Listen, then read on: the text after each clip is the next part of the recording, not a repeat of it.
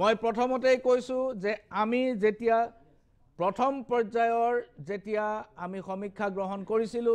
এই সমীক্ষাত আমি স্যাম্পল অত্যন্ত সৰু স্যাম্পলত কৰিব লগা হৈছিল নমুনা অত্যন্ত সৰু আকাৰৰ নমুনাত কৰিব লগা হৈছিল এনে অৱস্থাত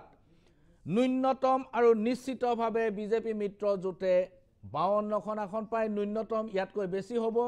আৰু কংগ্ৰেছ মহাজোটে 50খনত ৰৈ যাব অন্যান্য দুজন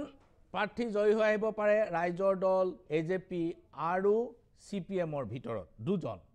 জয় পৰাজয় অনিশ্চিত হৈ আছে 22খন আসনত এই 22খন আসনে আটাইতকৈ ডাঙৰ গুৰুত্বপূৰ্ণ ভূমিকা পালন কৰিব এতিয়া এই 22খন আসন বাদ দি আপুনি নিৰ্বাচনৰ ফলাফল কেতিয়াও সম্পূৰ্ণ নহয় এই অৱস্থাত আমি এটা কথা দেখা পাইছো যে কেইখনমান আসনত বিশেষকৈ বিজেপি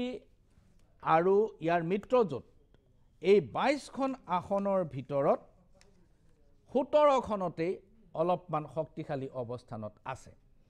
তেনে অৱস্থাত যদি আমি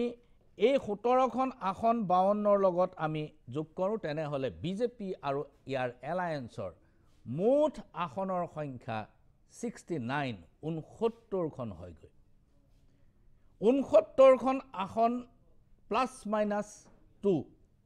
ইয়াত বিজেপি আৰু এলায়েন্স ৰৈ যাব যেন এই সমীক্ষাত ধাৰণা হয় 69খন আসনৰ ভিতৰত এজিপি বিজেপি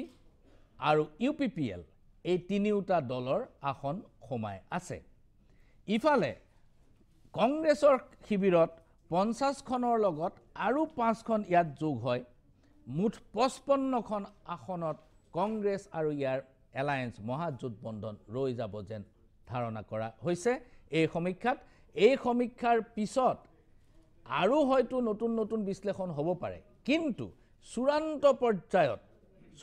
পৰ্যায়ত কোন দলে কিমান ভোট লাভ কৰিব মই আগতেই কৈছো যে মহামিত্ৰজোটে 69ত প্লাস মাইনাস 2 ৰৈ যাব পাৰে আৰু মহাজোট 55ত ৰৈ যাব পাৰে 69 আৰু 55 এই 69 আৰু 55ৰ ভিতৰত গোটেই অসমতে ভাৰতীয় জনতা পাৰ্টিয়ে এককভাৱে 57খনৰ পৰা 60খনৰ ভিতৰত আসন পাব 57 to 60 অসম গণ পৰিষদে 8খনৰ পৰা 11খনৰ ভিতৰত পাব আৰু ইউপিপিএল 3খনৰ পৰা 5খন আসনৰ ভিতৰত পাব 3ৰ পৰা 5 পাব ইউপিপিএল অসম গণ পৰিষদে পাব 8ৰ পৰা 11 আৰু ভাৰতীয় জনতা পাৰ্টিয়ে 57ৰ পৰা 60খনলৈ পাব সেই হিচাপত 69ৰ পৰা 76ৰ ভিতৰত এই ফিগাৰখিনি ৰৈ যায় অৰ্থাৎ এনডিএ এলায়েন্স মিত্ৰজোটৰ 69ৰ পৰা 76ৰ ভিতৰত থাকি যাব কংগ্ৰেছ এলায়েন্স কংগ্ৰেছে এককভাৱে 35ৰ পৰা 42খন আসন পাব AIUDF 11খনৰ পৰা 14খন আসন পাব আৰু বিপিএফ দলে 4খনৰ পৰা 5খন আসন পাব সিপিএম দলে 1খন আসন পাব আকৌ কৈছো কংগ্ৰেছ দলে 35খনৰ পৰা 42খন আসন পাব AIUDF 11খনৰ পৰা 14খন আসন পাব বিপিএফ 4খনৰ পৰা 5খন আসন পাব আৰু সিপিএম 1খন আসন পাব এনে অৱস্থাত কংগ্ৰেছৰ যেটো ফিগাৰ এটো 50ৰ পৰা 62ৰ ভিতৰত ৰৈ যাব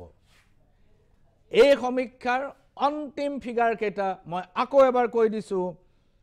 যে বিজেপি এলায়েন্স 69ৰ পৰা 76ৰ ভিতৰত ৰৈ যাব আৰু কংগ্ৰেছ এলায়েন্স 50ৰ পৰা 52ৰ ভিতৰত ৰৈ যাব